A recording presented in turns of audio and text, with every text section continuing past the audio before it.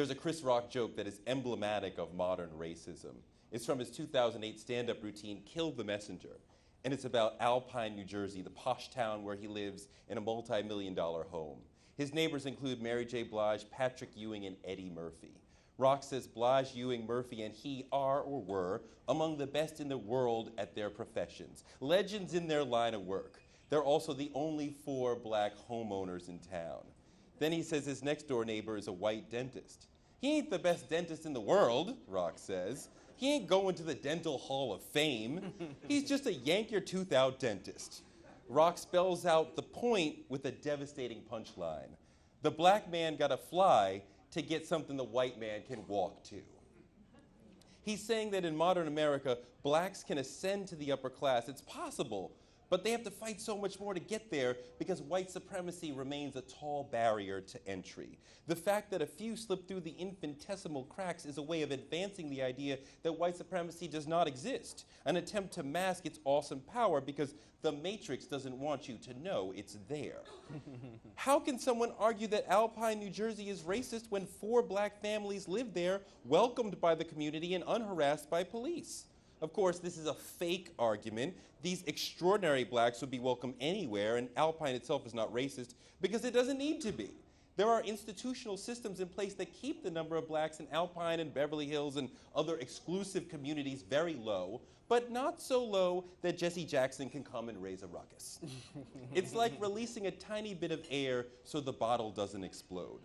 Modern racism is a much more subtle, nuanced, slippery beast than its father or grandfather were. It has ways of making itself seem to not exist, which can drive you crazy trying to prove its existence sometimes. It's a powerful force shaping the post-black experience because it combines the sense of you don't belong, you're a second-class citizen that historic racism had with the subterfuge of a spy and creates for some a devil's bargain. You may ascend higher on the ladders of power than previous generations of blacks could have imagined, but when you smack into that glass ceiling and you don't get as high as you feel you should go, it'll still drive you crazy and show you that your ability is not fully respected. Blackness is expanding and broadening as black opportunities are improving, but we all still must deal with the crucible called racism, and it has a pernicious impact on the modern black persona. Modern racism is, as the great Indian writer Arundhati Roy posits in one of the most mind-blowing analogies for it I've ever encountered, like the president pardoning 1 turkey each year before Thanksgiving. In a 2004 speech at the World Social Forum in Mumbai, India, Roy broke it down. Every year, in a show of ceremonial magnanimity, the president spares 1 particular bird and eats another one. After receiving the presidential pardon, the chosen one is sent to Frying Pan Park in Virginia to live out its natural life. The rest of the 50 million turkeys raised for Thanksgiving are slaughtered and eaten. ConAgra Foods, the company that has won the presidential turkey contract, says it trains the lucky birds to be sociable, to interact with dignitaries, school children, and the press.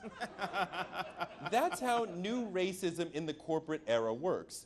A few carefully bred turkeys, the local elites of various countries, a community of wealthy immigrants, investment bankers, the occasional Colin Powell or Condoleezza Rice, some singers, some writers like myself, she's talking about herself, are given absolution and a pass to Frying Pan Park. The remaining millions lose their jobs, are evicted from their homes, have their water and electricity connection cut, and die of AIDS. Basically, they're for the pot. But the fortunate fowls in Frying Pan Park are doing just fine. Some of them even work for the IMF and the World Trade Organization, so who can accuse those organizations of being anti-turkey? Some serve as board members on the turkey choosing committee, so who can say that turkeys are against Thanksgiving? They participate in it. Who can say the poor are anti-corporate globalization? There's a stampede to get into Frying Pan Park. So what if most perish on the way? The post-black era is a response to the rise in the number of blacks who live in or are fighting to get into Frying Pan Park or Alpine, New Jersey. But post-blackness is no wonder drug that can cure or even significantly alter American white supremacy. The post-black era suggests to me that what it means to be black is broadening to infinity, but it does not mean that racism is over, that white supremacy is laying down its almost impenetrable shield. Racism remains a daily fact of life for blacks and a key component in shaping who we become as people, even in the post-black era. Indeed, where racism in our parents' and grandparents' generations was plainly visible, modern racism often seems to function like evaporating smoke, plainly visible but impossible to grab onto. As the number of blacks in frying pan parks swells, it adds the empirical data that attempts to argue that racism no longer exists, even though you know it does. The cognitive dissonance of that double consciousness can make you feel crazy. You're in Target. Is the security guard following you? You're not sure. You think he is, but you can't be certain. Maybe he is, maybe he's not. Maybe he's actually following another black person you can't see. But he's probably following you. Or is he? They were following you in the last store and you couldn't see it, but you could feel it. Maybe the guard is black, so if you tried to explain it to a white friend, they might not understand it as racist. But the guard's boss isn't black. Or maybe he is. Maybe they're watching all the blacks in the store more closely. Maybe the guard himself feels badly about that directive, but has to follow it because they're watching him too.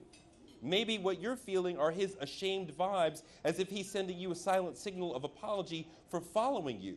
Or maybe, and now you're just looking for Tylenol for migraines when all you needed was toothpaste.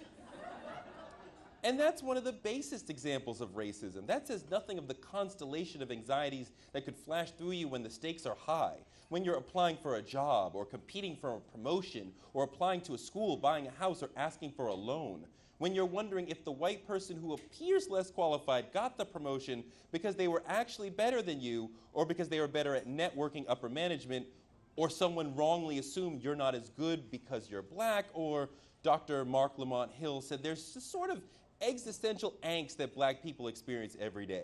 You're walking around the store, you just want some socks, but in the process, you're worried about the security guard and whether he's following you, and you either get angry or you make sense of it somehow, but you have had to undergo so many psychological processes just between you and them socks that it's taxing on the spirit and on the intellect.